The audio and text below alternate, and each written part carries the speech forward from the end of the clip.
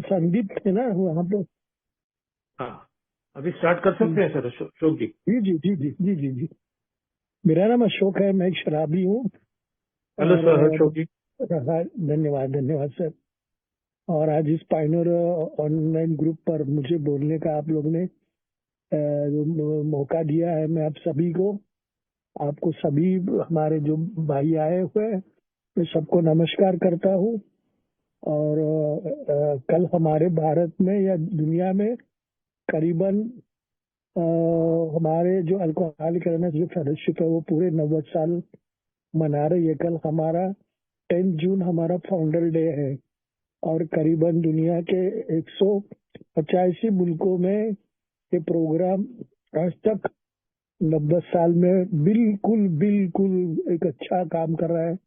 एक नया नया जग में जिस घर में शराबियत की वजह से, शराब की वजह से अंधेरा छाया हुआ है, उस घर में एक एक दिन के हिसाब से आज करोड़ों लोगों के अंदर, 40 करोड़ लोगों के अंदर, लाखों लोगों के अंदर एक उजाला फैल रहा है। हमारे भारत में भी करीबन 375 इसमें हमारा जो भारत में ग्रुप से ये है। और हमारे भारत में करीबन 30-40 हजार लोग आज जीवित है, जिसमें से मैं एक उदाहरण हूँ कि मैं भी अल्कोहलिक एनोनिमस में आने के पहले मृतावस्था में ही था, जिंदा रहने की कोई उम्मीद नहीं थी। और ऐसे हालत में मुझे जब ये अल्कोहलिक एनोनिमस की ये जो संदेश मुझे मिला, और आप लोगों को जैसे भाई मिले जो आपके साथ में रहकर, आपके सहायता से, आपके मदद से, आपके आशीर्वाद से, आपके उंगली पकड़कर आपके साथ चलने की वजह से आज मैं जीवित हूँ। नहीं मैं अकेला, बल्कि मेरा परिवार, मेरे रिश्तेदार कभी कभी मुझे देखते हैं, मिलते तो कहते कि अरे तू तो मरा हुआ था, सुना है कि तू ऊपर गया है, पर तू अभी भी है। तो आज वो अचरज कर लेते हैं, आज वो बैठने के लिए कुर्सी देते हैं, आज बोलने के लिए, वो मुझे सुनने के लिए बड़े अदब से मुझसे बात करते हैं, पेश करते हैं। तो मैं ये समझता हूँ कि आज ये कल वो जो 10 जून आने वाला है, तो हमारे उस अल्कोहलिक फाउंडेशन डे के लिए मैं अपने परिवार की तरफ से, अपने आप से मैं उसका बहुत बहुत धन्यवाद कि मैं ऐसे संगठन का एक छोटा सा सभासद बन सका। समंदर में जितना पानी, कितना उसकी गिनती नहीं कर सकते हो। इतना इतना बड़ा हमारा अल्कोहलिक एनोनिमस का फेलोशिप है। इसका जो प्रोग्राम है, तो प्रोग्राम ईश्वर की मदद से चलता है, ईश्वर के आशीर्वाद से चलता है। ना ही कोई इसको कंट्रोल या लिमिट में कोई मानव, कोई इंसान उसको कंट्रोल कर सका नहीं।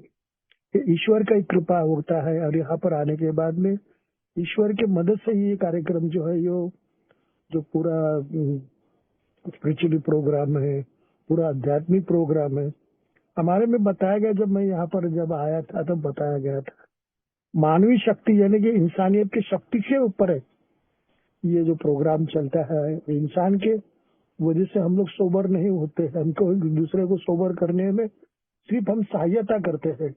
अगर ये सहायता में, ये जो सोबराइटी मिलने के लिए, सात्विकता मिलने के लिए हमें ईश्वर की कृपा होनी चाहिए। तो कृपा जब ईश्वर की होती है, हम इस बीमारी से धीरे धीरे बाहर आने की कोशिश करते हैं।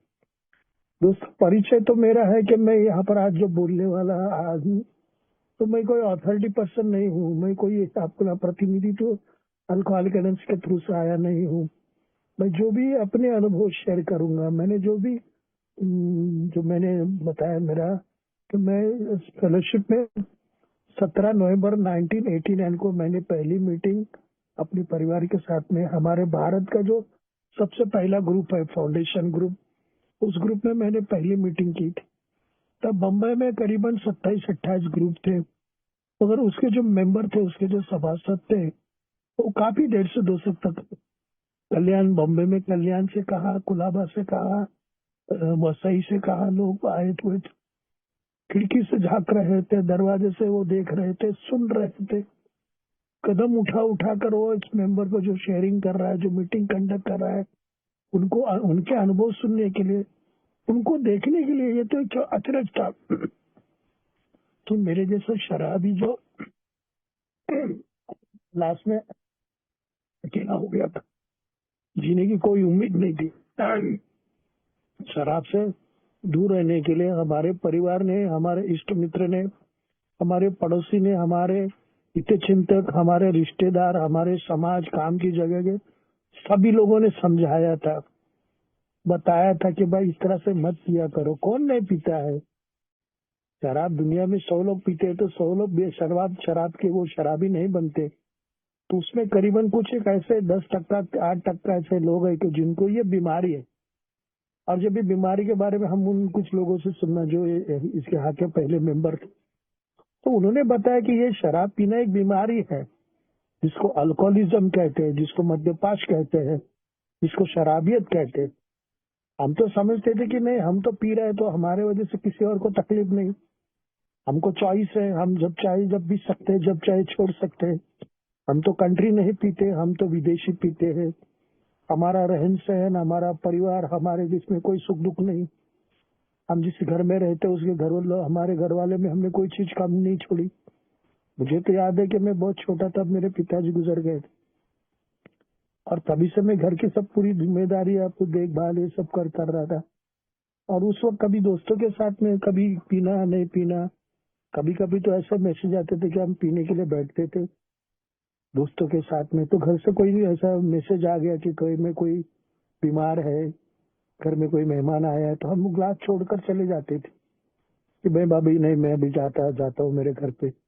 तब शराब को ना बोलने का मेरे पास चॉइस था, मेरे पास निवड़ और नियंत्रण उस वक्त था। और मैं रोज नहीं पिया करता था उस वक्त, कभी तो किसी फंक्शन में गया, किसी शादी में गया, तो अब जब वो मेरे सामने ग्लास आता था तो मैं बोलता था भाई ठीक है, ओके ओके, बस बस बस बस। चॉइस का मतलब मेरी जो निवड़ थी, जो मेरी जो पसंद थी, वो इसका एक मैं एग्जाम्पल देता हूँ। अगर किसी ने मुझे एक गिलास पानी दिया तो मैं पीता हूँ, दूसरा दिया तो मैं ना बोलता हूँ। अगर किसी ने एक कप चाय दिया तो मैं पीता हूँ, दूसरा देगा तो मैं ना बोलता हूँ। अगर मेरे जेब में, अगर समझो मैं बाहर गया तो दुकान के अंदर टी शर्ट देखा, तो उसमें अगर 1,000 रुपया कीमत है, मेरे पास 500 रुपया है, तो मैं सोचता था कि नहीं अभी पूरे पैसे आ जाएंगे तो वो शर्ट खरीदूंगा। तो बाकी के मामले में मेरा चॉइस चलता था, पर शराब के मामले में मेरा चॉइस नहीं चलता था। थोड़ी पीने के लिए ये सोचता था, मन बोलता था कि थोड़ी पियेंगे, और थोड़ी पीने के बाद में खाना खाएंगे, सो जाएंगे आराम से। मैं कोई ऐसी शराब नहीं पीता हूँ, मैं कोई गाली गलौज नहीं करता, मैं कोई परेशान, कोई झगड़ा, कोई ऐसा वैसा नहीं करता हूँ। नहीं मुझे पुलिस वाला, नहीं मुझे शोर, नहीं मुझे वजह से कोई घर में झगड़ा हो गया या आसपास के लोगों को तकलीफ। तो अभी नहीं पीऊंगा तो मैं कब पीऊंगा, क्योंकि मेरी उम्र बहुत छोटी थी। तो इस वक्त मैं सोचता था कि नहीं अभी नहीं, मैं बाद में पीऊंगा। तो उस वक्त मुझे लगता था कि बाकी के मामले में मेरे पास चॉइस है, कल जाऊंगा, कल नहाऊंगा, कल सेविंग करूंगा। आज तो अभी जब से सोबर हो गया तो रोज सेविंग करना पड़ता है। ये जो बदलाव जो आ गया है, ये किसी कारण की वजह से आ गया। आप लोगों के साथ संगत में रहने की वजह से, यहाँ पर बताया नहीं, तो कठोर परिश्रम, तकलीफ, परेशानी, वेदना बहुत मुझे होती थी। बाद में जब मैं पीने के बाद में चालू हो गया, और यहाँ पर आने के बाद में जो शिस्त मिलती थी, जो मुझे एक सिखावा मिल गया, जीवन कैसे जीना है, जीवन जीने के लिए क्या करना पड़ता है। तो इस तरह से ये आज का जो ऐसे करके मैं अल्कोहलिक एनोनिमस में आने लगा, और आप लोगों ने मेरे में बदलाव लाना किया। अल्कोहलिक एनोनिमस में अभी मैं ज्यादा देर अपनी कहानी बताने की वजह से तो समय नहीं है मेरा, पर ये प्रोग्राम क्या है, इस प्रोग्राम जैसे अभी सुधीर भाई ने स्टार्ट बताया कि पहले मैं अपनी हार मान लूं, शराब के सामने मेरी बेआबरू हो गई थी, मेरी लाचारी हो गई थी, अच्छे घर से था, तो ये वजह से मैंने अपने आप से खरीदी थी। मेरे बाद में पता चला कि शराब मैं क्यों पीता हूँ, शराब की मुझे जरूरत क्या पड़ी है, क्यों पीना पड़ा है मुझे। तो वो सब सोचने के लिए आगे मुझे पहले तो मुझे शराब बंद करना था, और धीरे धीरे मैं वो चॉइस वाला आदमी का बेवड़ा बन गया, मुझे पता ही नहीं चला। ये बेवड़ा बनने के लिए बोलते एक डिग्री लगता है, ये भी एक डिग्री है, उसके लिए बहुत सारे पहले एजुकेशन वेराइटीज बोलते हैं ना हम लोग, अलग अलग झूठ बोलना, ये करना, वो करना, 420 झूठा, चोरी, ये सब कुछ करना पड़ा। इससे सबसे मुझे इन सभी रास्तों से, बस स्टॉप से, इस ब्रिज से मुझे गुजरना पड़ा। और तभी मैं एकदम ऐसे नालायक, अविश्वासु, बेदरकार ये सब कुछ अपने परिवार के अंदर करने लगा। मेरी हिम्मत नहीं कि मैं दूसरे में पी कर आया और दूसरे के घर की मैं कुंडी बजा लूं, दूसरे का दरवाजा में टक टक करूं। तो वो टाइम मुझे समझता था कि वो लोग मुझे बाहर आके मारेंगे कुत्ते के जैसे, इतना मुझे समझ में आता था। तो ये कैसा होता था। और फिर रात को तो फिर बाद में जब मैं धीरे धीरे धीरे अपनी शराब पाना पीने के लिए मैंने कई बहाने में आके घर के बाद भी बताता। और फिर मेरी तरह शराब बढ़ने लगी। घर में लगता देखता था कि पिताजी नहीं है तो माँ की वजह से पी रहा हो, परेशानी की वजह से पी रहा हो। माँ का और बीवी का नहीं जमते, शादी हो गई थी, 2 बच्चे हो गए थे, तो पूरा घर की जिम्मेदारी, स्कूल का ये है, भाई काम नहीं करता है, बहन हॉस्पिटल में पड़ी हुई है, ये सभी प्रॉब्लम के लिए भी पीता था। मेरे आगे कोई नहीं, मेरे पीछे कोई नहीं है। लोग मुझे देखकर फुटपाथ बदलते हैं, रिश्तेदार दरवाजे बंद कर देते, ऐसे बहुत सारे प्रॉब्लम हो गए थे दीवार। और अकेला हूँ। उसके पहले मैं जब छोटा था तो मैं किसी परीक्षा में या किसी जगह जाता था तो मैं ईश्वर, चलते चलते अगर रास्ते में कोई ईश्वर का मंदिर दिखा दिया तो मैं हाथ जोड़ता था और मैं विनती करता था, प्रार्थना करता था। और कभी कभी बोलता था कि अगर ये मेरा काम बन जाए तो ईश्वर मैं आपको 5 पेड़ा चढ़ाऊंगा, आप मेरी रक्षा करो, आप मुझे पास करो, आप मेरा काम बना दो, मेरी बिगड़ी बात बना दो, मेरी बहन को अच्छा होने दो, मेरे भाई को नौकरी लगने दो, मेरी माँ बाहर के जो दूसरे के घरों में काम करती है।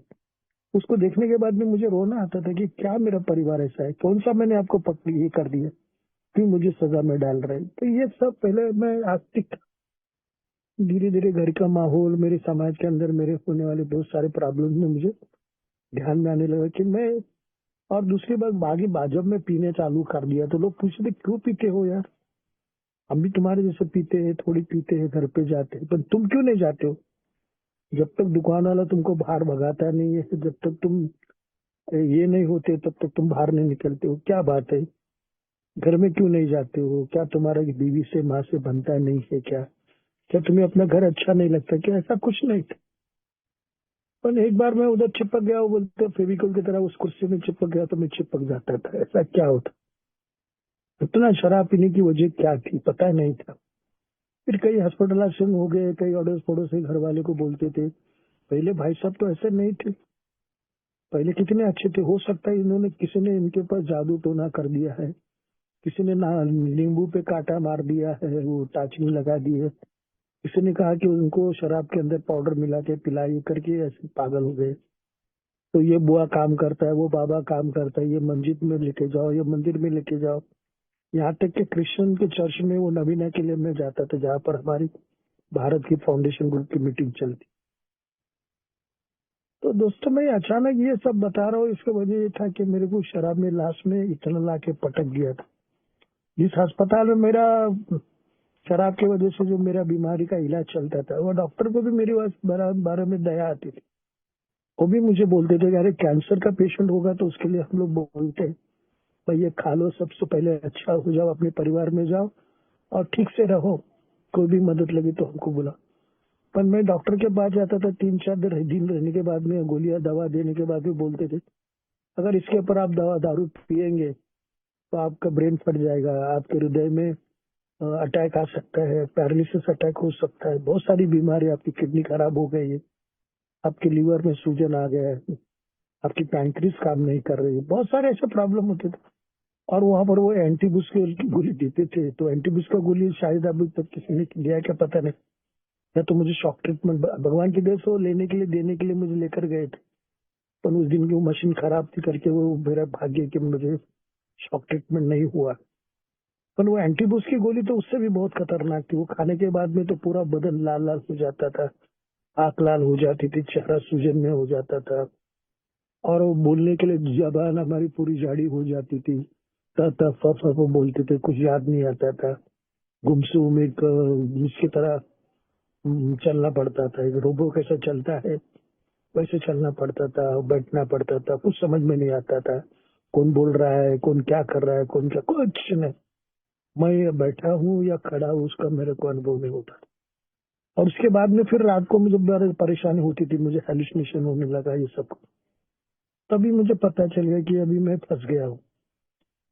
घर वाले रोने लगते थे मेरे सामने बैठकर, ये क्या किया है, अब तू कितना देर रहेगा, क्यों सता रहा है, क्यों पागल बन रहा है, क्यों बहानेबाजी कर रहा है।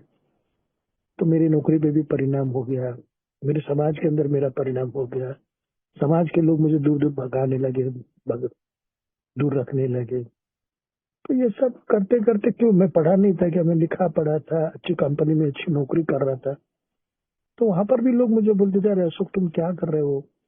मैंने वहां पर भी बहुत सारे चीटिंग करना चालू कर दिया, शराब बढ़ गया, पैसा नहीं बढ़ा, और उससे से मैं बहुत परेशान हो गया था।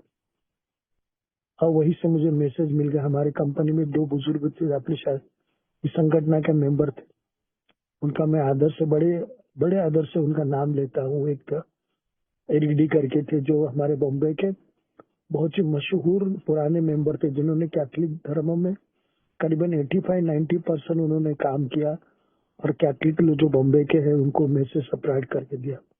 और 12 स्टेप पे इतनी बड़ी बात करते थे, जितने कि बॉम्बे में उनको फेमस करते थे, कॉडेरी करके 12 स्टेपिंग के ऊपर उनका शेयरिंग बढ़िया होता था। और वो हमारे ऑफिस में ही थे। दूसरे थे हुसैन भाई करके, जिनका काम बहुत सारे हॉस्पिटलाइजेशन में पेशेंट जब आ जाती थे तो वो हॉस्पिटल में काम करते थे, पेशेंट को मदद करना, उनको काउंसलिंग करना, उनको बहुत सारे। तो वो भी बहुत बढ़िया आदमी थे। और मैं जब गया था, ये मैं आया, तब हुसैन भाई 12 साल के थे और कुछ 18 साल हुसैन एरीडी थे। और हमारे कंपनी में एक नए पर्सनल मैनेजर आए थे। जब उन्होंने अपने ऑफिस में, टाइम ऑफिस में जाके हमारा रिकॉर्ड देखा, तो मेरा रिकॉर्ड फाइल उन्होंने निकाला, क्योंकि मैं बहुत सारे एक्टिविटीज में पहले काम करता था।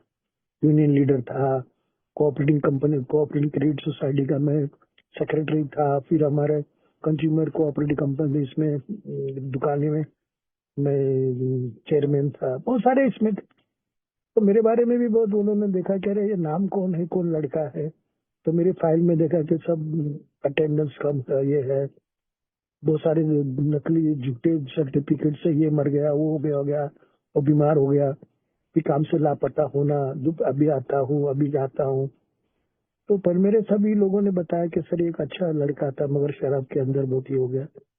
फिर उन्होंने एक बहाना, उनको एक आइडिया मिल गया, उन्होंने कहा कि उसको बुला के ले लो, कुछ साइन करने थे, कुछ चेक्स मेरे वापस कंपनी में मैंने किया था, और बैंक से चेक वापस आ गए थे। और हमारी कंपनी को सप्लायर थे, वो सप्लायर को जब वो चेक दिए गए तो वो सब ये थे, मेरी साइन टैली नहीं हो रही थी, क्योंकि मेरे हाथ इतने कांपते थे। लास्ट लास्ट में मेरा बदन पूरा ऐसा कांपता था, पूरा ठंडी लगती थी, इतना मेरे को हेलुसिनेशन गई था। ऐसे में फिर मुझे वहां पर वो साहब ने बुला के लिया, बोला ऐसे करके उनको बोलो, उनका सोसाइटी का वो जो फंड है, तो सोसाइटी का वो दिवाली का ये हुआ है, तो उनको अरेस्ट लेने के लिए बुलाया करके बोले, वो ब्याज लेने के लिए। लास्ट लास्ट में मेरा पगार 21 रुपया, 60 रुपया। एक बार तो मुझे वो पगार पे फटेला नोट सब मेरा, और फिर वो मजाक उड़ाने के लोग। फिर ऐसा करते करते कुछ लोग जमा हो जाने के, जिनका पैसा लिया है, झूठ बोलकर हॉस्पिटल जाना है, उधर जाना है, इधर आना है। और कंपनी में बहुत सारे पैसा, जो अभी शराब बढ़ गए तो पैसा नहीं, तो पारवाड़ साहूकारों से, पठानों से मैंने लिया था। मेरे सब पगार के ऊपर अटैचमेंट आए थे, सैलरी अटैचमेंट, ये सब सब मैंने करके, अब क्या जीना, किसके लिए जीना, अकेलापन आ गया था। लोगों को देखता था, जो मेरे बराबर के दोस्त वो बाहर गए, आगे बढ़ो, तो और मैं रोने लग गया कि मेरे किस्मत में क्या है, क्यों मुझे ये छल कर रहा है भगवान, क्यों मुझे परेशानी में डाल रहा है, क्या मैंने उसका बुरा कर दिया। और इस तरह से फिर मैं आस्तिक से नास्तिक हो गया, नास्तिक, और मैं उसके बाद में बोलता अग्निवादी हो गया। तो अभी क्या करे उसके अंदर मैं फिर वो कंपनी के अंदर, जब मुझे उस साहब ने बुला के लिया, मैं 3-3.5 महीना ऑफिस में नहीं गया था, डर के मारे, क्योंकि लोग मारते थे, लोग मुझे गाली गलौज करते थे, शर्ट पकड़ते थे गेट के ऊपर, कब पैसा दोगे, तो करना ही है उनको, उनका तो पैसा था। तो जब भी मैं वो जाना बंद कर दिया बेदर से, सर से, फिर एक दिन में मेरी माँ और बीवी को मैं लेकर ऑफिस में गया, 2 बच्चे साथ में लेकर गए। तो बोले, अरे तुम्हारा पैसा आया हुआ है तो ले लो। तो 327 रुपये मेरे हिस्से में आया था। तो पैसे के लिए हम लोग खड़े थे, पैसे के लिए मोहताज बन गए थे। तो तभी मैं बोला, वो उस बहाने वो 327 रुपये लिया, और मेरी माँ अपने साहब के पैरों पे, उनके जूते पे पैर रखकर, हाथ रखकर बोली, साहब मैं तुम्हारे मौसी की तरह हूँ, मेरा कोई दूसरा उम्मीद नहीं, अब ये पिए क्या और मरे क्या, इसको हमको कोई इसका ये नहीं, छोड़ दो इसको। अगर कोई ऐसा झाड़ू मारने का नौकरी होगा तो मुझे दे दो, ताकि ये 2 बच्चों को मैं कहीं ना कहीं संभाल सकूं। मेरी बीवी भी रोने लगी। वो यूनियन सेक्रेटरी से बात किया कि एक जमाने में वो उसका चेयरमैन था, तो उसने बोला भाई ऐसा क्यों करता है वो, हम भी तो पीते हैं, ऐसा ही करते हैं। तो तब मैंने वो दोनों बात, तो दोनों का तीनों का बात सुना, और मैं भी जोर से उस टेबल पे मैंने हाथ मारा। जैसे दरिया अपना उसका धरन का पानी छोड़ते हैं तो फवारा जोर से बाहर आता है, उसी तरह मेरे मुंह से फवारा आ गया। मैं भी जीना चाहता हूँ, मैं भी, मेरा भी परिवार है, मुझे भी नौकरी की जरूरत है, मुझे भी पैसा चाहिए, मुझे भी अच्छा इंसान बनना चाहिए। तो मेरे अंदर से ये बात बाहर आ गई, तो वो साहब मेरे सामने देखने लगे, और फिर उन्होंने ये दोनों भाई को बुला के लिया, हुसैन भाई और अमर एरिक को, और बोले अच्छा लड़का, इसको अपने मीटिंग में ले जाओ। उनको मीटिंग के बारे में मालूम था, तब थाना में कैडबरी कंपनी में फ्राइडे के दिन मीटिंग चलती थी, वहीं से उनका ट्रांसफर हमारे यहाँ पर हो गया था। तो तभी फिर उन्होंने मुझे उन दोनों भाई के हवाले कर दिया। उन्होंने पूछा कहाँ रहते हो, मैंने कहा मैं धारावी में रहता हूँ। और फिर बोले चलो शाम को मीटिंग के लिए हम लोग जाएंगे। तो उन्होंने मुझे अपने घर पे पहले ही लिया, घर वाले को लेकर वो मीटिंग में आया। और तब मैंने वो पहला मीटिंग 17 नवंबर में, इसके लिए बता रहा हूँ कि कोई नया भाई आज पहली बार मीटिंग करता होगा, सुनता होगा, कोई अभी भी भाई अगर अंदर बाहर करता है, अभी भी भरोसा नहीं, अभी भी श्रद्धा नहीं, अभी भी विश्वास नहीं, क्या किसी का बोलने से, किसी को सुनने से शराब बंद होती है क्या? शराब को तो वो करना पड़ता है, मुर्गा काटना पड़ता है, वो नींबू फोड़ना पड़ता है, या और कुछ करना पड़ता है। विल पावर पे छोड़ दिया हमने, कैसा बंद कर दिया, तुम भी बंद करो। तो ऐसे भी कुछ लोग मिलते थे। तो अगर उस दिन जब मैं वो मीटिंग में पहली बार वो साहब मेरे को, वो दोनों मेरे वो बुजुर्ग लेकर गए, तब वहां पे करीबन 150-200 लोग थे, अच्छे कपड़े, अच्छे चेहरे, रौनक भरे, और बड़े हंसते हंसते उन्होंने हमारा ये किया, स्वागत किया। तब मैं वो 50 उन लोगों के अंदर में ऐसे लोगों को देख रहा था, मैं हाफते हाफते कांपते कांपते गया था। और जब मैं वो अंदर, वो रूम के अंदर जाने के पहले उन्होंने मेरे तरफ देखा, और मैं सीधा अंदर आ गया। अंदर आके बैठा, किसी ने मुझे कुछ पूछा नहीं, कहाँ से आए हो, क्या करते। पर वो लोगों ने मेरे सीने को लगा दी, मेरे सीने से लगा दिया। किसी ने माथे पे हाथ धोया, किसी ने कहा कि तुम अच्छी जगह आए हो, you are coming right place and right time. अब क्या था राइट टाइम, कौन सा था और कौन सा वो प्लेस था? अब मरने की जगह तो आ गया हूँ, बस मरना करता क्या। पहले बेंच पे बैठा, उस वक्त हमारे भारत के जो एक पहले मेंबर थे पुराने, जिनका मुझे स्टेप लेने में बहुत बड़ा फायदा हो गया, प्रोफेसर अगस्टिस करके थे। और वो फिर मैं बैठने के बाद में उन्होंने मुझसे भी हाथ मिलाया। काफी लोगों ने, हमारे कुलदीप भाई थे, जो बहुत सारे ऐसे मेंबर थे, हुसैन भाई थे, मतलब अलग अलग लैंग्वेज के, अलग अलग देश के, अलग अलग अपना प्रांत के, अलग अलग ड्रेस।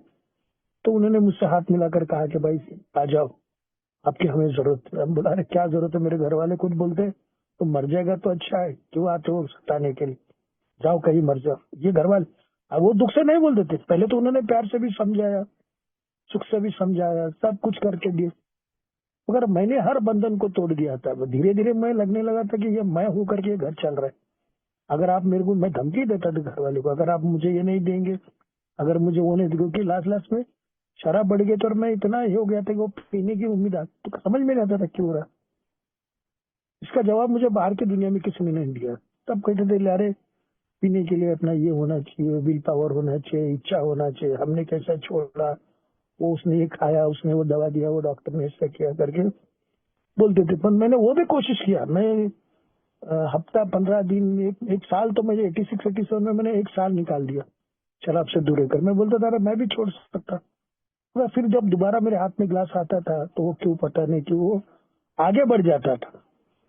एक गिलास का 2 गिलास होने लगा, एक बोतल का 3 बोतल होने लगा, और फिर बाद में पूरा रात ही नहीं तो पूरा दिन भी हो गया, फिर पूरा 24 घंटा में पीने लग गया, क्योंकि हेलुसिनेशन होने लगा, रात को कान में आवाज आता था, क्या क्या होता था, बीमारी के बारे में बता रहा। और ऐसे हालत में जब मैं वो शराब का सामने लाचार बन गया, बेबस बन गया, राह देखने लगा लोगों को, मैं गाली गलौज खाने लगा लोगों का, बहुत लाचार बन। और बाद में पता चलेगा कि अभी कोई रास्ता नहीं है। तो घर वाले बोलते थे तुमको दया नहीं आते है कि हमारे पे, अपना घर है, अपने बच्चे है, कम से कम उनको तो जरा लगने दो। बच्चे स्कूल में आते थे तो वो अपने घर में किसी फ्रेंड को नहीं लाते थे, बोलते थे घर में आऊंगा और ये आदमी शराब पीकर पड़ा होगा तो वो बच्चा अगर पूछेगा ये कौन है। तो कई बार ऐसा हुआ भी था। मैं जितना पिया होगा तभी मैं उसको स्कूल में छोड़ने जाता था गेट तक। और वो जब मेरा गेट उनका स्कूल का था तो मेरा हाथ छोड़ के भाग जाते थे। इसने तो कहा था कि ये मेरे अंकल है करके, ये हमारे घर के बाजू में रहते, उनको छोड़ने के लिए। वो सुनते थे, हमारा दिल जलता था। अभी तो कहानी बहुत बड़ी है, अभी छोटा सा शॉर्ट कर हम लोग सब्जेक्ट पे आ जाते। और इसी बहाने में दोस्तों मैं सेंट्रल गया था शराब से। करीबन मैं आई थिंक 20 साल मैंने शराब पिया, उसमें से 18 साल मैंने एंजॉय किया। किसके साथ कैसे कहाँ पे पीना है, कैसे पीना है, तो मैंने बताया कि मेरे पास चॉइस था। पर पिछले आगे फिर मैं 87 88 में 89 में मैंने बहुत बुरे तरह से मार खाना चालू हो गया। बिस्तर से उठना, खाना नहीं जाना, बहुत सारे और भी फिजिकली मुझे बहुत सारे प्रॉब्लम्स हो गए थे, मेंटली प्रॉब्लम्स हो गए थे।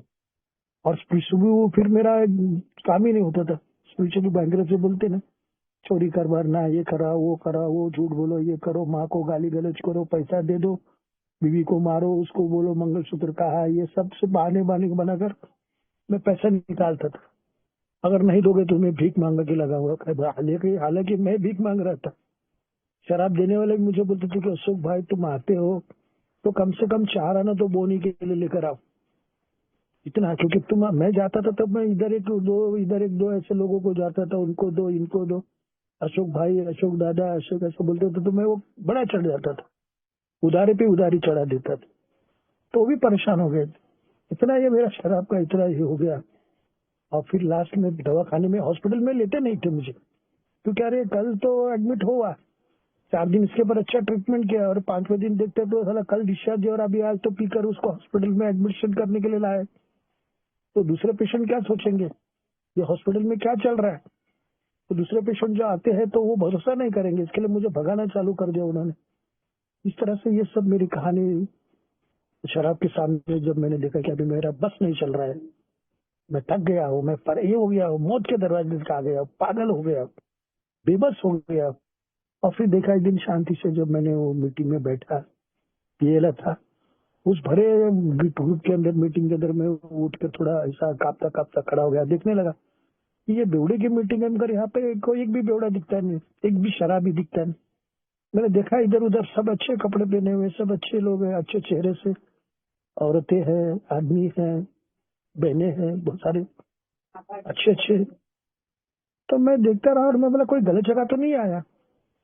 और उस दिन मैंने वो पहली वो फादर अपना प्रोफेसर अगस्ती की शेयरिंग सुनी। उसमें लिखा था कि ये बीमारी है अल्कोहलिज्म, और अपने आप को देख लो। तो मैं बोला मैंने देखना क्या है, मैंने तो देखा। पर काफी लोग जो थे वहां पर, वो मुझे उनकी जब मैंने अनुभव सुनना चालू कर दिया, और मैं वो गोली की वजह से मुझे बोलना नहीं था, मैं रोता था हमेशा, आंखों से मेरा सब कुछ बातचीत होता था, पानी से मेरे आंखों से पानी बह रहा था, मैं सुन रहा था। और मैं बोला अरे मन में जहाँ पर मैंने सोना बेचा है, आज वहां पर मुझे गोबर बेचने की, चुनने की मेरी नौबत आ गई, ये भगवान मैं क्या करूं। और तभी मुझे लगा कि भाई वो जो मीटिंग हो गई, वो मीटिंग में मैं रोते रोते चाय आ गए, मुझे चाय पीना नहीं उठाता था, वो कप उठाने नहीं होता था। तो मेरे बाजू में एक ऐसे एक अपंग आदमी बैठा था जिनका नाम शमशेर है। तो उन्होंने वो ग्लास उठाकर मेरे को चाय पिला दिया। बोले भाई अशोक भाई, अभी जो आपको मानसिक शारीरिक जो तकलीफ हो रहा है, जो भी प्रॉब्लम आपको हो रहा है, इनमें से हम सब लोग गए हुए हैं। कोई 2 साल, कोई 5 साल, कोई 10 साल, कोई 20 साल, कोई 15, ऐसा हो तो मुझे बता दिया। और उन्होंने अपने सीने से लगाकर कहा कोई बात नहीं है, हम आपके साथ में हैं, अब डरो नहीं। और इस तरह से ये हौसला और ये शेयरिंग और ये अनुभव, ये आशा मुझे जब वहां पर मिलने लगी, पता नहीं उस दिन के मीटिंग में मेरे साथ में मेरे एक बाजू का एक आदमी कोई था, उन्होंने मेरे पीछे और 3 आदमी को बताया कि इनके घर पे छोड़ दो, इनको घर से लेकर आओ। 3 महीना वो लोग ने मुझे बहुत सारी मदद की। और इस तरह से अल्कोहलिक एनोनिमस में मैं धीरे धीरे धीरे धीरे आता रहा। और पता नहीं वो ग्रुप के अंदर वो क्या ऐसा मेरे अंदर ऐसा ये हो गया कि इसको पकड़ के रखो, डूबते हुए तिनकों को सहारा। और मैं उसी तरह मैं उन भाइयों का हाथ पकड़ते पकड़ते रहते रहते वो मेरे एक ऐसा हो गया कि ये मेरे लिए जीवन आशा है, जीवन दायिनी है। और वहां पर मैंने फिर देखा कि वो पुराने लोगों को हाथ पकड़ते पकड़ते उनको पूछता था, उनको ये करता था, भाई ये कैसा है, ये कैसा, ऐसे करते करते वो मेरे हायर पावर बन गए। मैं दुनिया में जानता था, मैं आस्तिक था, मगर जब मेरा वो आशा उड़ गया था, मेरा ये हो गया था, नास्तिक बन गया था, तो मैं बाहर भगवान के ऊपर मेरा भरोसा नहीं था बिल्कुल। अगर होता तो मैं ये मेरे हालत में क्यों ऐसा कर दिया, मैंने क्या बुरा किया करके मैं ईश्वर से झगड़ा करता। मगर वहां पर मैंने देखा कि यार कुछ ऐसे लोग हैं जो शराब से दूर है, हर मुसीबत से, हर तकलीफ से आते, पर everyday they are coming for the meeting, और इतने खुश थे, इतने अच्छे थे, मुझसे हाथ मिलाकर मुझसे बात करते थे। और तभी मैंने बोला ये ग्रुप को मैं हायर पावर बना दूं, चाहे बोलो बेंच को मानो या आप जिस भगवान को मानते हो।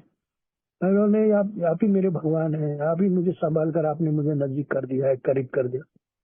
और इस तरह से पहले हार मान लिया, फिर बाद में देखा कि अरे मेरा जीवन कितना अस्त व्यस्त हो गया, ये जीवन में कितना हार चुका हुआ। और दूसरी बात देखा कि मैंने मेरा जो जीवन है वो कितना कितना अनबन हो गया है, जिसको हम लोग अस्त व्यस्त बोलते हैं, माई लाइफ इज अनमैनेजेबल बोलते हैं।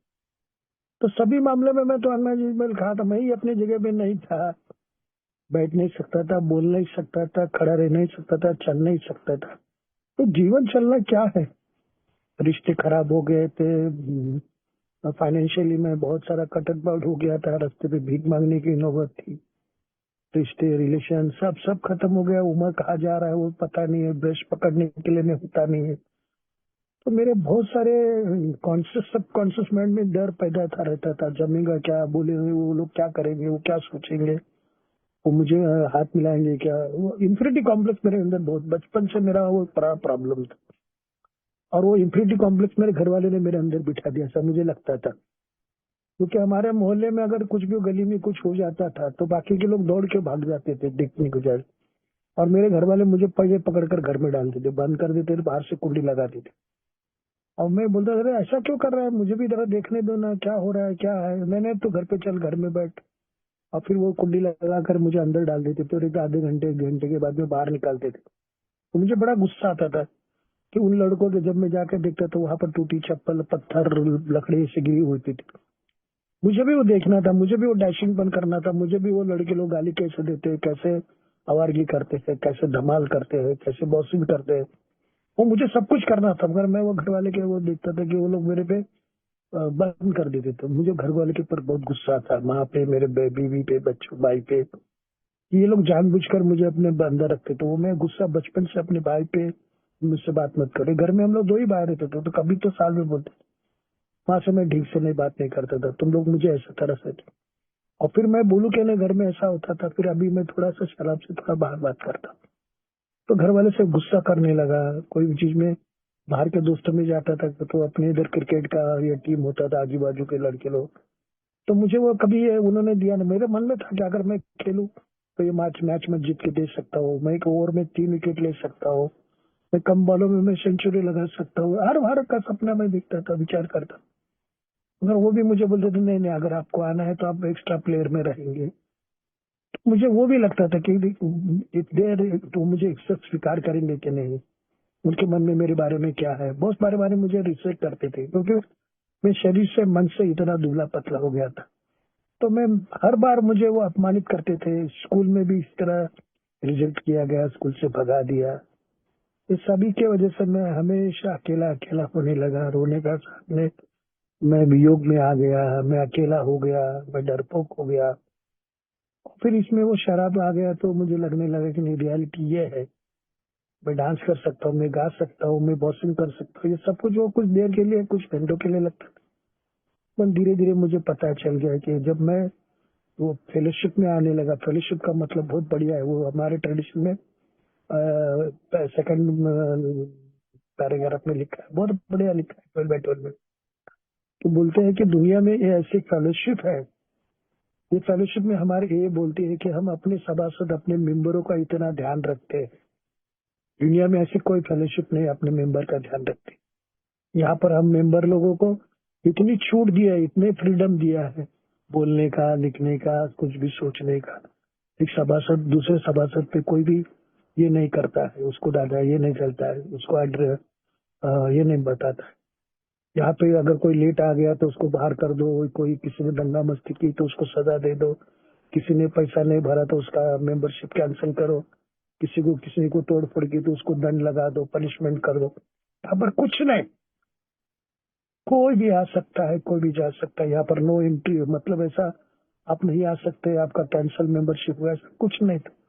तो हमारी मेंबर में इतना फ्रीडम हमारे फेलोशिप में, तो ये फेलोशिप ही अभी दुनिया में अलग है। तो वो बहुत बढ़िया, मुझे आज भी वो इतना अच्छा वो सेंटेंस लगता है हमारे फर्स्ट ट्रेडिशन का, और common welfare should first, personal recovery depend alcoholic anonymous. तो इस तरह से मेरा धीरे धीरे अल्कोहलिक एनोनिमस में भरोसा बढ़ गया। दोस्तों धीरे धीरे मैं एक कहानी मुझे याद आती है, पहले मैं शेयर करता था हमेशा।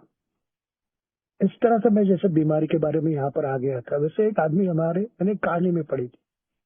एक बहुत बड़े बुजुर्ग थे, बहुत सारी परेशानी थी उनके पास, कोई नजीक नहीं था, सो नहीं थे, खा नहीं सकते थे।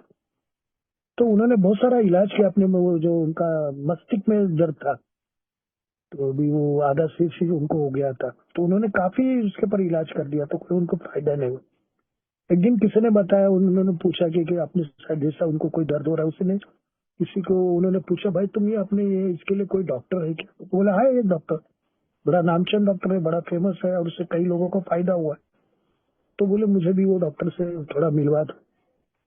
तो वो डॉक्टर के पास गए, डॉक्टर के पास उन्होंने बताया अपनी कहानी, और डॉक्टर ने उसको बोला ठीक है, दवाई दे दिया। बोले सुबह लेना है, शाम को लेना है, दोपहर को लेना है। और उन्होंने वो पुड़िया बांधकर उनके पास दे दिया। अब वो घर पर लेकर आ गए। घर पर आने के बाद में उन्हें अपने बहू के हाथ में दे दिया। उन्होंने वो भगवान के मंदिर के साया उसमें रख दिया नीचे पैरों के पास।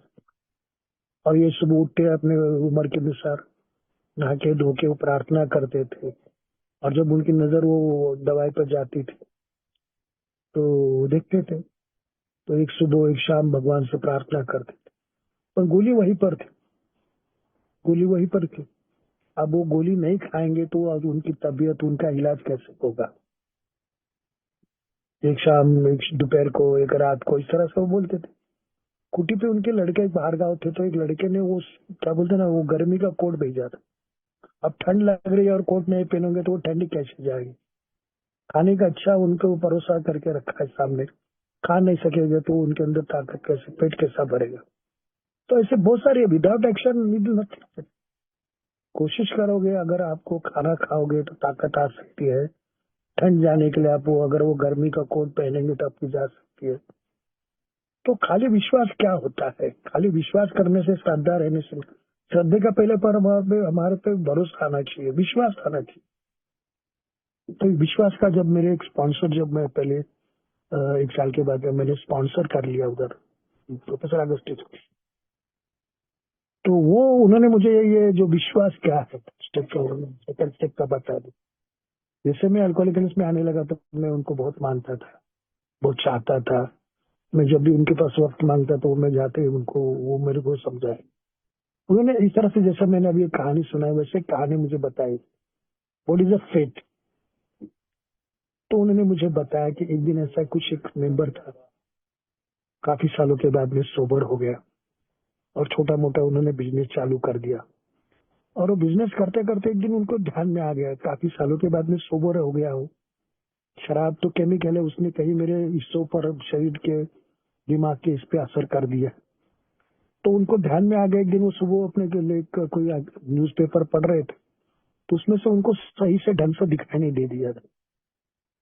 तो उनको कैटरेक्ट हो या और कुछ प्रॉब्लम था, उनको सही दिखाई नहीं दे रहा था।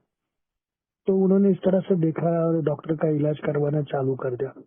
नजीक के आसपास के डॉक्टरों का, हॉस्पिटल का उन्होंने इलाज करवा दिया, मगर सही ढंग से उनको इलाज नहीं हो रहा था। और फिर धीरे धीरे तो उनको इतना इतना तकलीफ होने लगा, चुभने लगा, आंखों में बहुत परेशानी होने लगी। अब क्या करे? उनको डर लगने लगा।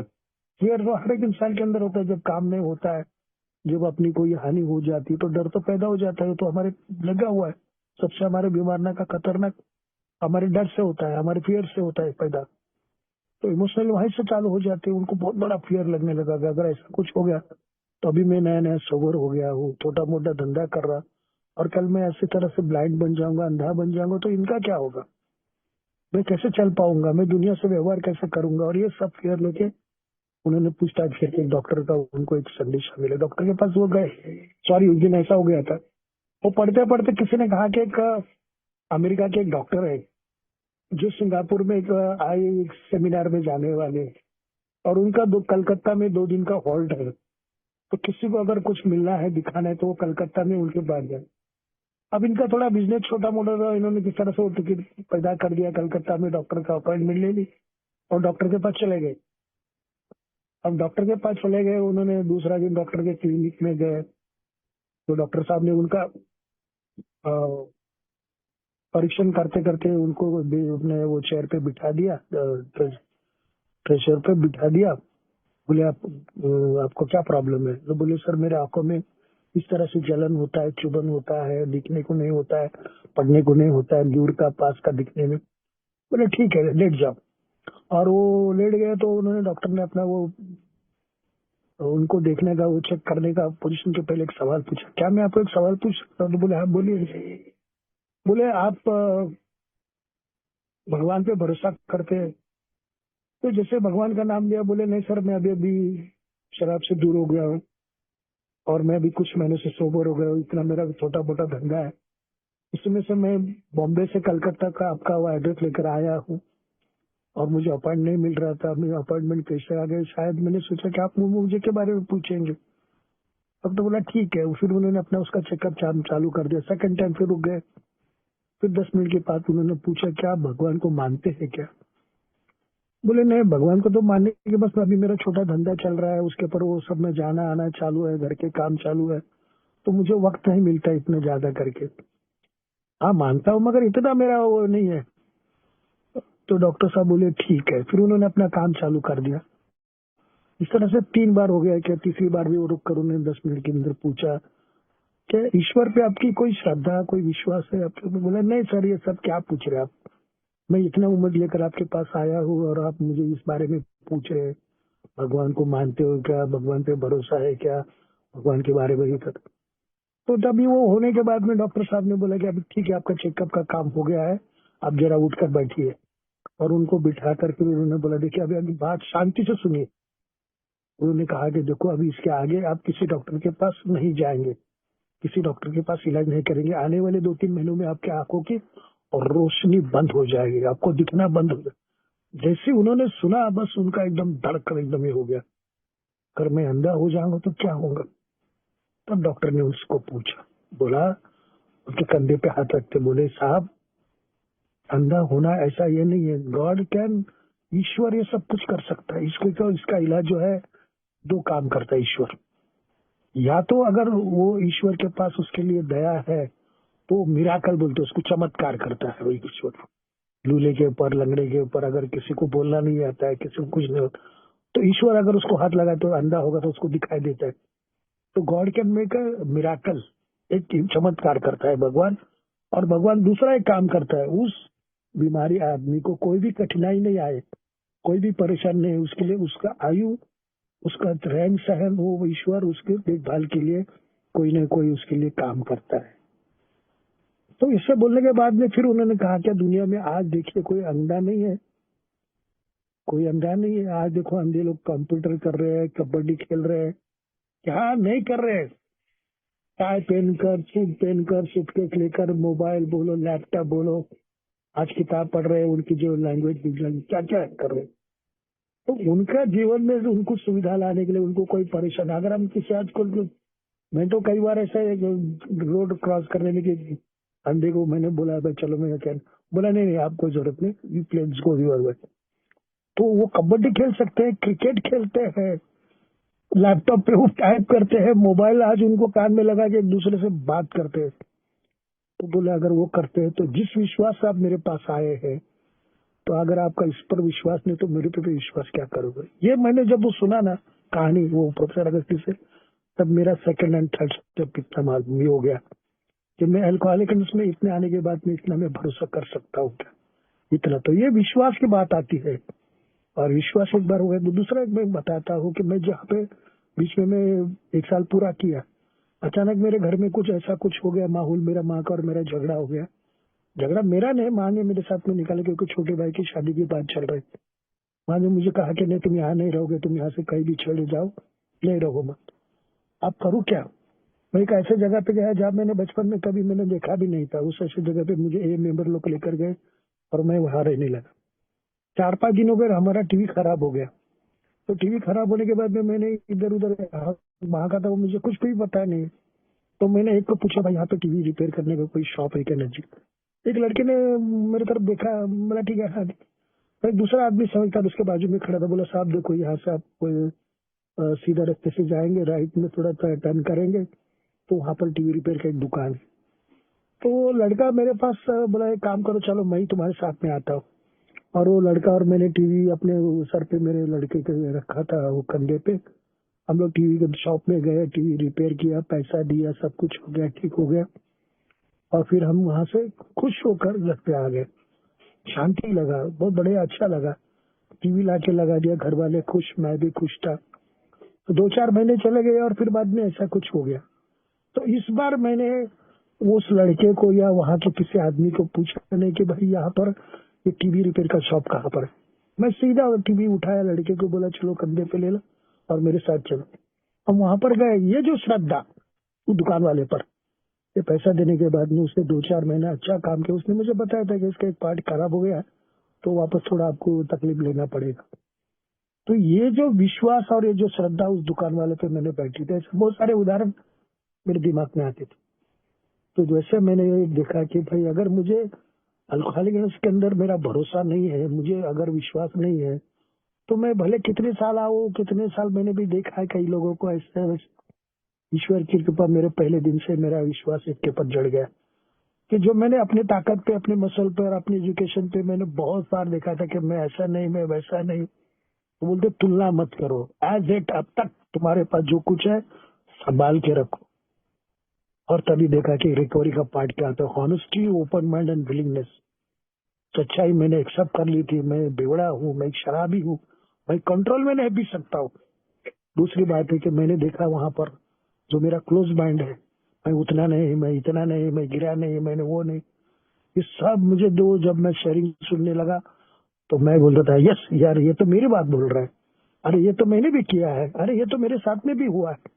और मेरे अंदर से वो जो उससे आवाज आती थी कि नहीं, इसमें ये जरूर है, ये मैं भी वहां पर हूँ, मैं भी ये नहीं किया है, मैंने भी इस तरह से झूठ बोला है, मैंने भी इस तरह से फंसा है परिवार के लोगों को, समाज के लोगों को, मैंने भी गुस्सा किया है, मैंने भी चिड़चिड़ापन किया, बहुत सारे मुझे आइडेंटिफिकेशन मिलने लगे। तो मेरा माइंड धीरे धीरे खुलने लगा और मैं देखने लगा। फिर इन्होंने क्या किया है, मैं देखता था कि जो निर्धार था, चीज जो विलिंगनेस था, मैं बोला जो कुछ भी होगा यही पे होगा, क्योंकि ये लोग मेरा केयर करते हैं। इन्होंने मुझे एक होम ग्रुप दिया है जहाँ पर मेरी इज्जत करते हैं, जहाँ पर मेरी, मैं जब कुछ बोलना चाहता हूँ तो मुझे रिस्पेक्ट करते। 2 दिन में नहीं आएगा तो मेरे घर पे आते, तो क्या तबीयत ठीक नहीं, प्रॉब्लम है आपको? इस तरह से जो मेरा ये जो विश्वास और श्रद्धा, मुझे साथ संगत मिल गया और मैं भी उनकी कड़ी बन गया।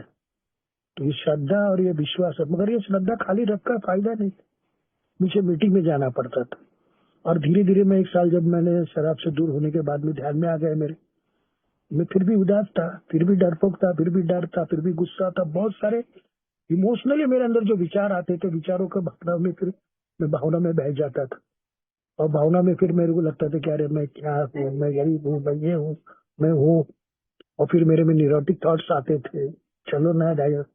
पर मेरे स्पॉन्सर और यही का साथ मेरे साथ में मजबूत होने की वजह से always the give me the courage, Ashok भाई इधर जाना है, नहीं जाना है तो चलो हमारे साथ में। तो फिर मुझे वो जेजे हॉस्पिटल के एक अल्कोहलिक वार्ड था, 33 वार्ड, बताते देखो कल तुम्हारी यही हालत होगी अगर तुम श्रद्धा, विश्वास और उसकी एक्शन नहीं करोगे, कृति नहीं करोगे, तो तुम देखो वो क्या हो गया है। और मैं देखता था जेजे हॉस्पिटल में, बाजू में भाईकिला में हमारे आशा दान करके था, जहाँ पर काफी लोग, पैसा था, सब कुछ था, कुछ था, पर खा नहीं सकते, डायबिटीज है, अलग अलग प्रॉब्लम्स है, किसी का टांग काटा है, किसी का पैर काटा है, किसी को बांध के रखा है, वो एडवोकेट है, ये है, वो है। तो ऐसे लोगों को मैंने आशा दान में देखा कि आखिर उनको वहां पे छोड़ दिया था।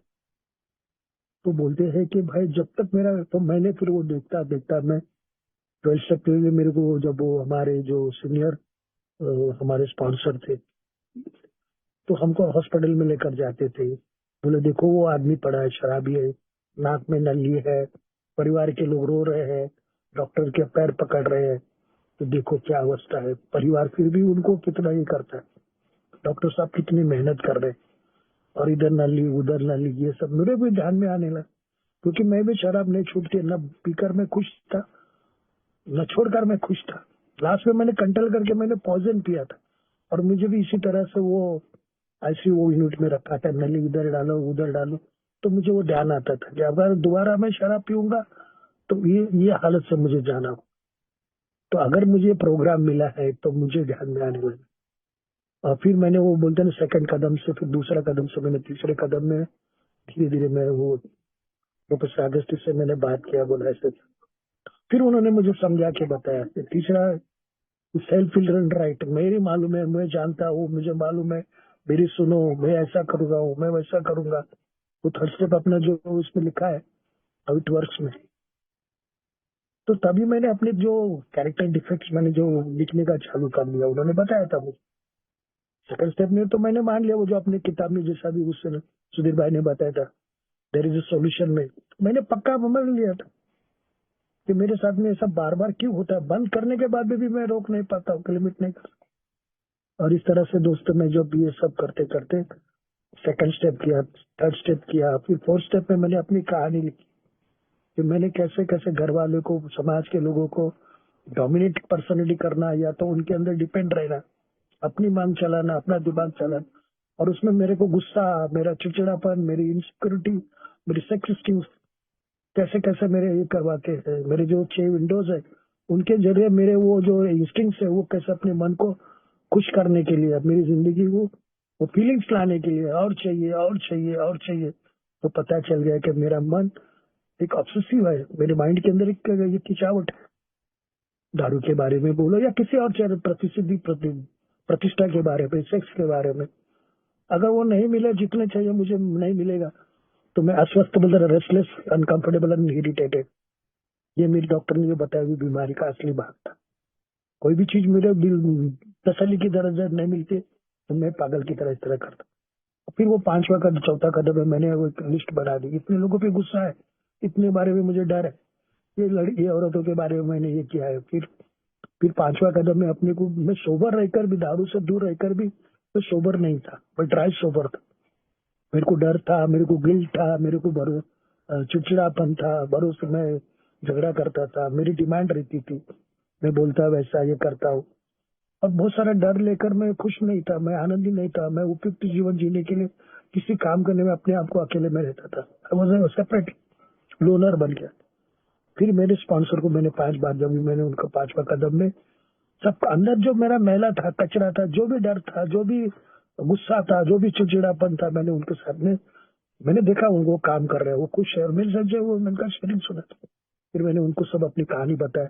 तो बोलते ना कि वो एक अंदर का जो पूरा वो कचरा मैंने, वो बोलते ना घर सफाई बाहर निकाला तो मुझे हल्कापन लग गया।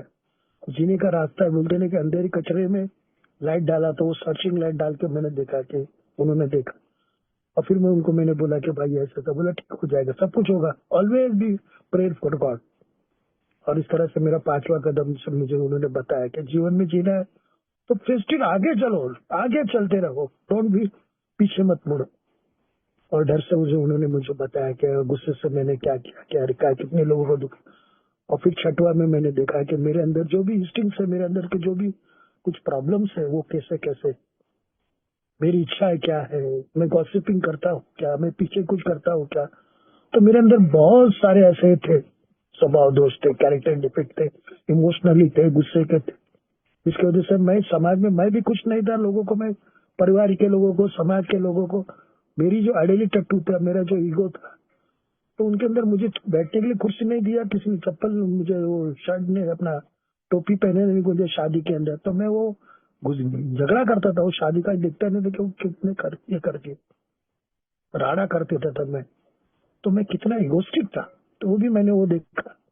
मेरी वजह से मैंने अपनी समाज के कई शादी में, कई भी अच्छे अच्छे प्रोग्राम में मैंने वाट लगा। यहाँ तक कि मैयत में मेरा फोटो कैसा आएगा, मैयत को मैं सब पकड़ के तो कैमरे वाले को बोलते थे, भाई उसके माँ बाप में, और मैयत के साथ में मेरा फोटो कैसा आएगा।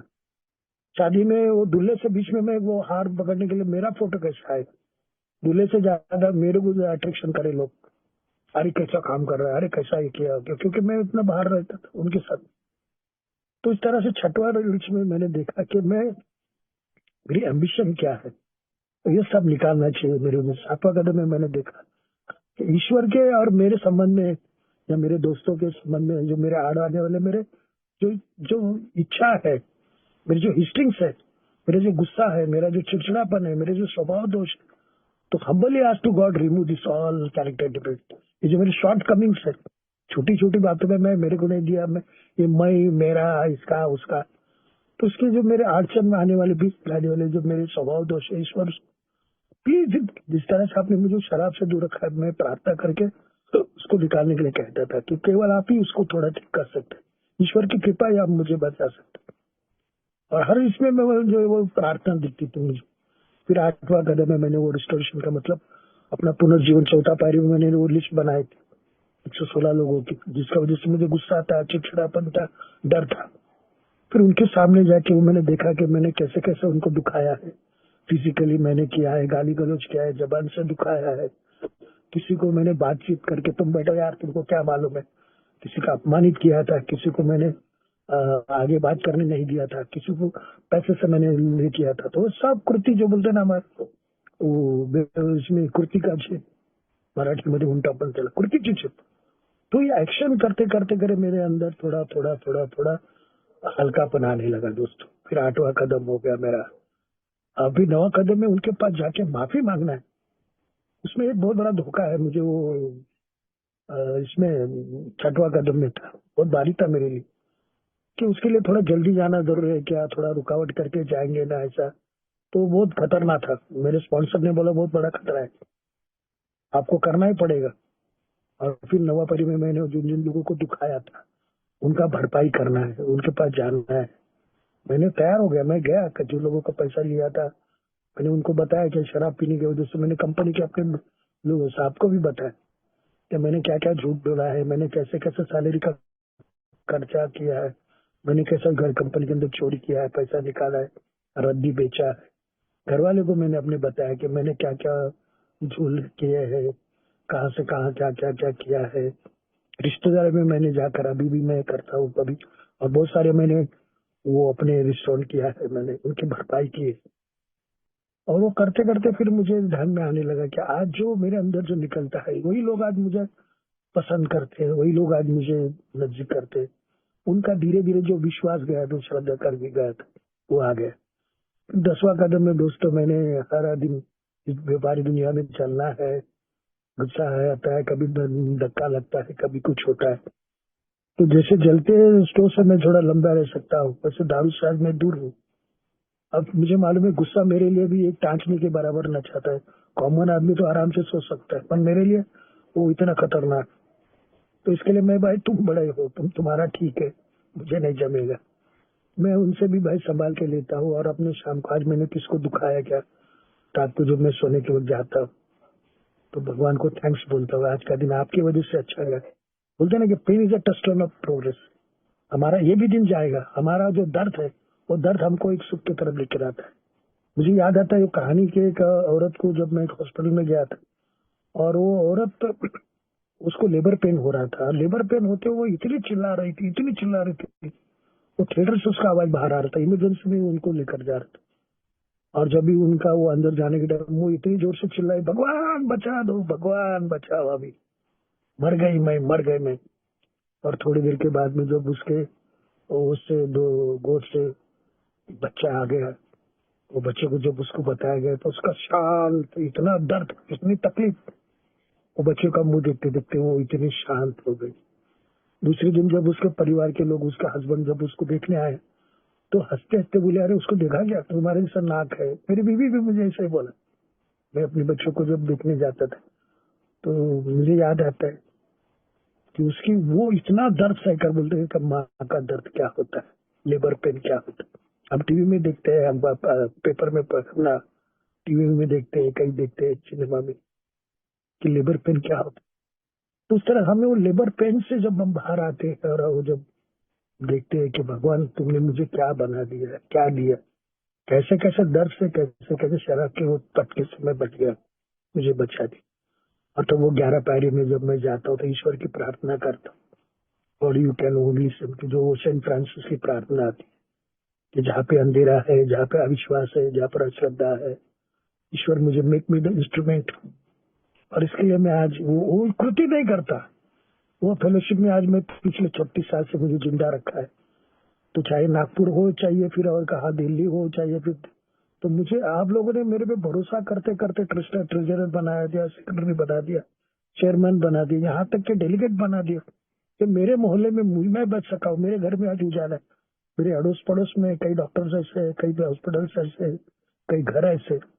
तो मैं वहां पर लोग जाता हूँ, मुझे बुलाते हुए मैं जाता हूँ, क्योंकि मुझे जाने से मुझे हिम्मत मिलती है, ताकत मिलती है। This action is a magic word. अपने गम से ज्यादा मैं देखता हूँ कि दुनिया में कितने लोग हैं, कितने लोग दुखी है।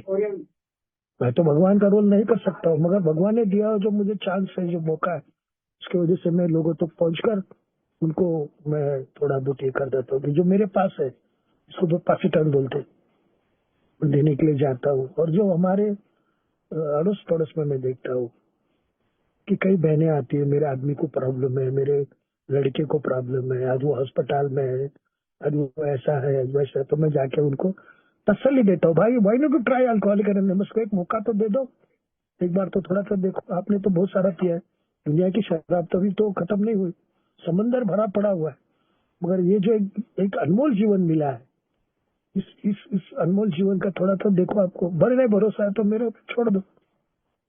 इसके लिए हम हॉस्पिटल में जाते हैं, और थोड़ी देर के बाद 5 मिनट के बाद जाएंगे। उसके लिए मैं वो देखता हूँ कि भाई मेरे पास कोई मदद के लिए आता है, घर पे हो या किसी का, और फिर मैं भरोसा करते कि आप लोग ने मुझे अपने इसमें इतना ही दे दिया, काम करने का मौका दिया। एक जमाने में फुटपाथ पे और कहाँ कहाँ था, तो अपने आप का मुझे एक सेवा करने का बड़ा मौका दिया मुझे। अभी मैं रोटेट हो गया ट्रस्टी करके।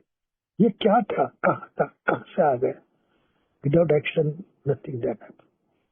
अगर मैं इस श्रद्धा पे, जो मुझे श्रद्धा आप लोग ने दिया है, मिला है, उसके ऊपर मैं काम नहीं करता तो शायद आज मैं कहाँ पर किसी ब्रिज पे 36 साल के पहले मैं लूला लंगड़ा पैरा कैसा ना कैसा हो जाता था। मैंने बताया वो डॉक्टर साहब की कहानी, मेरे साथ में भी ऐसा हुआ था। बोला अगर आप देखो ऐसा करना है तो आपको दूसरा कहीं जाइए। तब मुझे वो डॉक्टर के भी भरोसा आ गया। ये फेलोशिप तो बहुत बड़ा भरोसा है। अरे यहाँ पे तो मैंने बोलते ना कि फिनिक्स पक्ष की बर्ड के जैसा होता है, मरते हुए दरवाजा। हम लोग बोलते ना पहले हमारा मोटा मोटा अल्कोहलिज्म में, कभी ना कभी तो मैं जीत के दिखाऊंगा, कभी ना कभी तो मैं कंट्रोल में पीकर दिखाऊंगा। ये झूठी तसल्ली देकर मैं मौत के दरवाजे तक जाके आया हूँ कि मैं छोड़ सकता हूँ, मैं बंद कर सकता हूँ, मुझे मालूम है। तो ये एक्शन करने की वजह से आज मैं जिंदा हूँ, और आप लोगों ने मुझे आज बोलने का मौका दिया। मैं आपका सभी का धन्यवाद करता हूँ। धन्यवाद पॉइनर स्नेहाचल ग्रुप का, मैं बहुत बहुत ऑनलाइन ग्रुप का आभारी हूँ। शायद मैं थोड़ा कुछ इधर, मगर वो वक्त के पहले मुझे 5 मिनट वो सवाल का भी कोई देने का होगा।